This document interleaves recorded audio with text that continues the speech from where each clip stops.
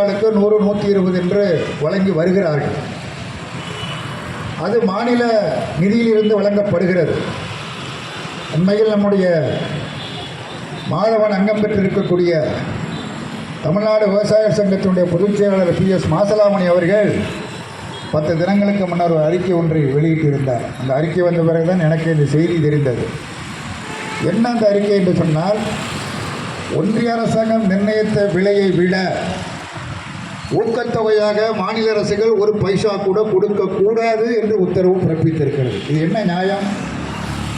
ஒன்றிய அரசாங்கம் கொடுக்கக்கூடிய பணம் போதுமானதாக இல்லை, விவசாயிகளுக்கு அது கட்டுப்படியாகவில்லை.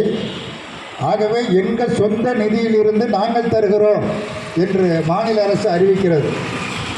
அதற்கு ஒன்றிய அரசாங்கம் தடை போடுகிறது, கொடுக்கக்கூடாது என தடை போடுகிறது.